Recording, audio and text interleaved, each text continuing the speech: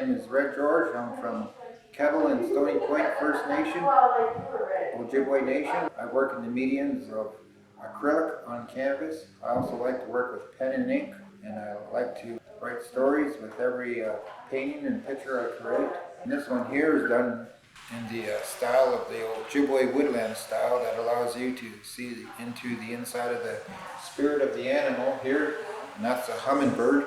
And this here is a beautiful medicine plant. And that medicine plant helps to heal the mind, the body, and the spirit.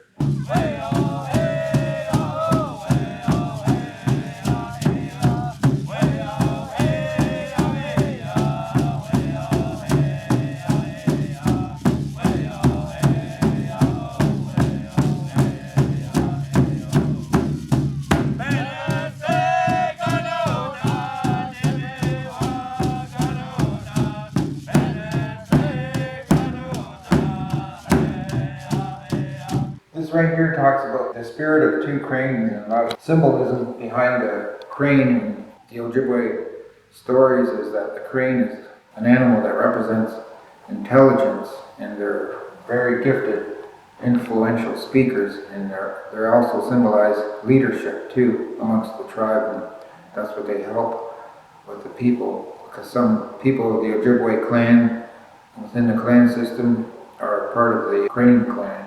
And this style here that's painted on the inside of the crane here is the Ojibwe woodland style that allows you to see into the inside of the spirit of the animal.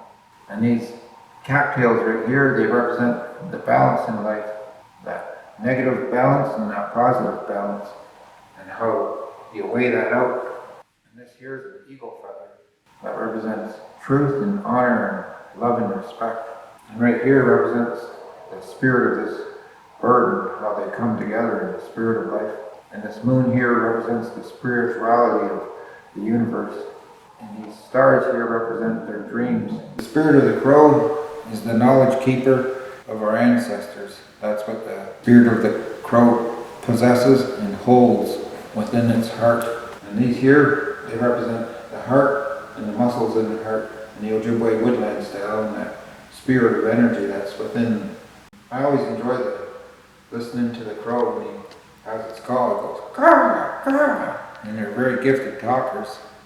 That's one of the things they represent too, like the communication and being able to listen to them talk in nature.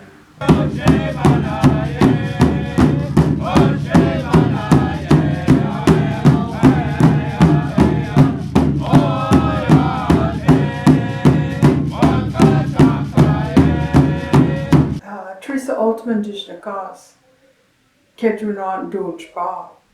My name is Theresa Altiman. I live on Walpole First Nation, and I have been an artist for as long as I can remember.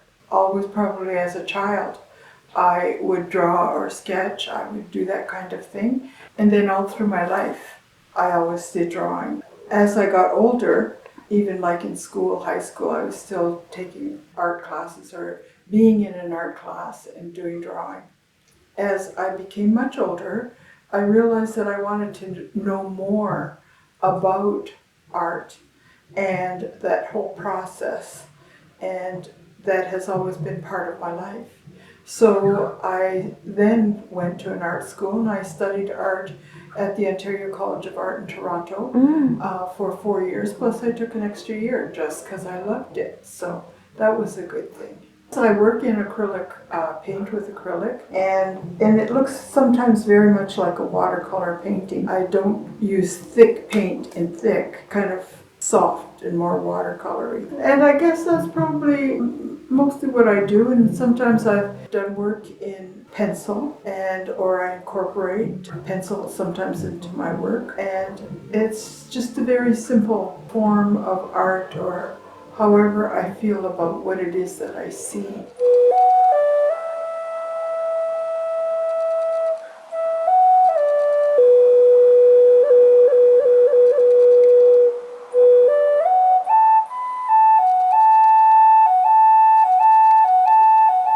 Bonjour, Ashinique the Kettle Stony Point, Michigan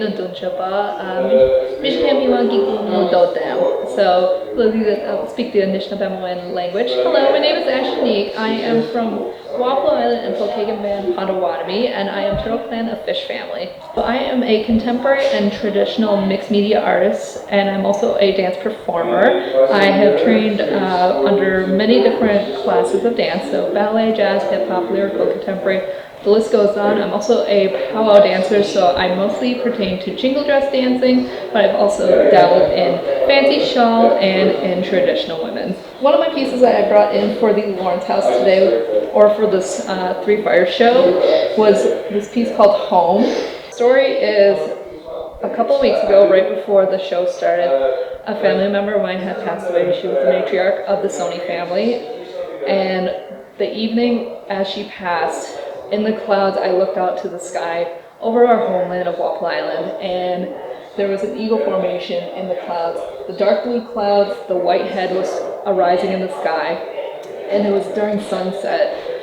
For those that have passed on after their funeral has ended 4 days later, the family members, when they are moving on to the spirit world, on their final day here on the earthly realm and before they enter the spirit realm, they look back one more time from the sunrise to the sunset and see who's looking back at them.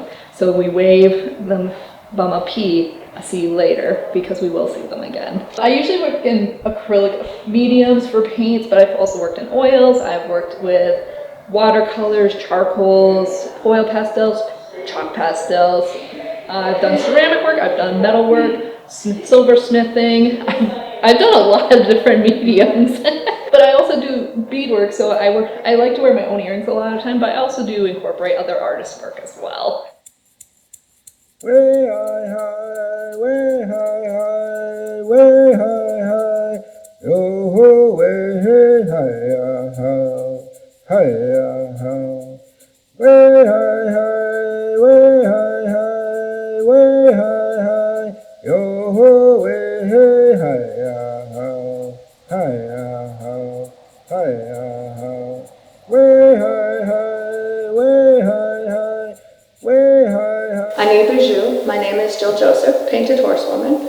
I work in acrylics. I began painting in 2020 to deal with chronic pain and mental health issues. My son has severe schizophrenia, which has affected myself, my friends, and family. In order to cope and to deal and to ground and be connected to my ancestors, which really gives that the calming feeling, the not feeling alone. They're always with us. And in this painting, I wanted to honor our healthy men, the men who make a difference, my grandfather, many elders in our communities who are putting in the work and making the effort and revitalizing culture and language and really helping us through traditional methods cope with outside issues, with that sense of belonging and care without the judgment and the shame.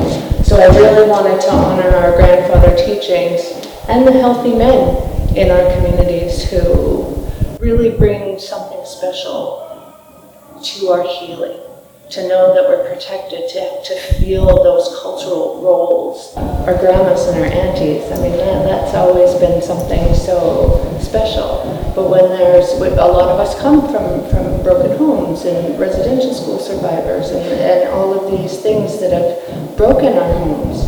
So when we have grandfathers and different elders who come in and bring that circle of care, it makes a tremendous difference for all of us. So I wanted to pay special tribute to our men.